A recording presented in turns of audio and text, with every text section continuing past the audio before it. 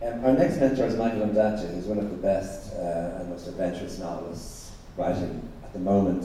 He was born in Sri Lanka. He's been living in Canada since 1963. His novels include Anil's Ghost, The Pisadero, In the Skin of the Lion, and The English Patient. And he is currently the literature mentor in the Rolex program with the Bulgarian writer Miroslav Penkov. So this is an interesting moment because obviously what Michael says will be what will be listened to very carefully by his protege. And if he says anything that is untrue, I'm sure it will be corrected. So if you just watch this guy carefully while Michael is talking. I hope that's no pressure. No, I'm going to change the subject. Because I thought I would talk about being a protege as opposed to being a mentor. I still feel I'm more interested in being a protege than a mentor. So all the false uniforms I've been wearing in Europe for the last while have been false. And I thought I'd just talk about how I was affected by mentors. I think most of the mentors I had were strangers to me. I didn't really meet them. And I'll give you an example. In Sri Lanka, he's no longer alive, but there's a famous dancer named Chikrasena. And I spoke to him at the end of his life, and I said, "What made you a dancer?" And he was a very revolutionary dancer of a vernacular style. And I said, "So what made you a dancer?" And he said, "I read a book by Isadora Duncan." And so suddenly a book written in England affected the whole tradition of dance in Sri Lanka. And I just think that mentorship is as you said, goes across all kinds of boundaries. It's not something that is just, for me, it's a literary tradition. It's something much more. And so writers like Calvino or Alice Munro, whoever it is, would affect me across boundaries. And I think what interested me too was the idea of being influenced, having mentors in other art forms.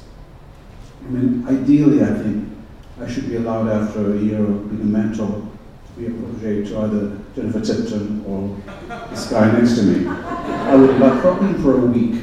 You know, I envy the fact that you can talk technically about things, whereas in literature it's so difficult to kind of, in some way, show how different grades of lighting can be affected.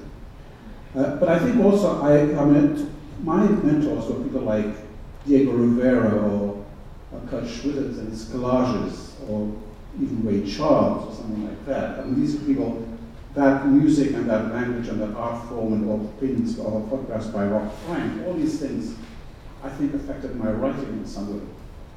And I think the thing about mentorship is it's not so much that they have an influence on you, but I think that a mentor gives permission.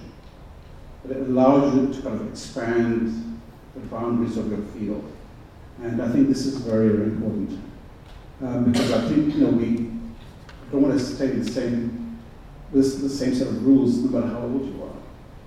And there has to be a kind of constant change. I think that's, what I would like to see in the protege. Also, it had an effect on me. I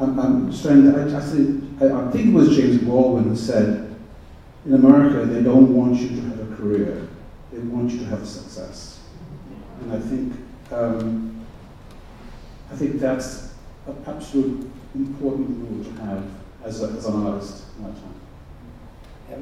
Well, I would also like to be a protege, Michael, and if I could go to Toronto, I would like to be one with you. And what I'd actually like to do, and I wonder if you could tell me, A, if I could do this, but B, if I can't, just I would like to be in the room when you're working. I take it you work in longhand. I take it you have notes or lines already written for some of the passages. There's something already there that you work from. No, please correct me, this is what I'm imagining.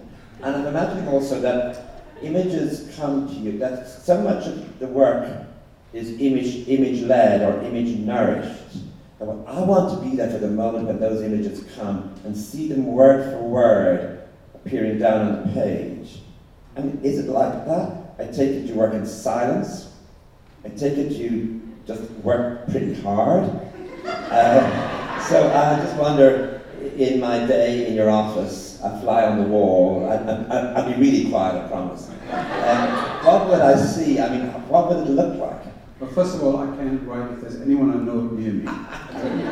Even my dog wouldn't be allowed in the other one, because I'd be worried about what the dog is thinking. I do write in longhand, and I'm not sure I'm waiting for the image to appear. I am waiting for I don't have a plan for the book when I begin the book, or a plan for the scene, but that is governed by the nature of the character I'm within at that point in the book. And image may come, and it may or may not work. I sort of distrust everything I'm writing at the time. It's really about a third or fourth draft, and it survived 3 or 4 drafts, so I then can leave it in there. And it's like someone who laughs at his own joke he's writing. That never works. I'd like to see what you were erasing as well, so I could take a lot of erasing. A lot of erasing goes on, yeah. Okay. The book comes to about 2/3 of the final length, I guess.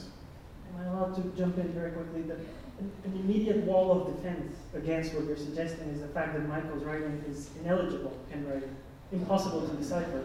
Okay, for me at least. That would be a great. Yes. It's very beautiful, though. Can you read it yourself? I mean, I can read it in context, yes. I mean, so what is this word? I would not know, but there's something set on the mat. I can do that. okay.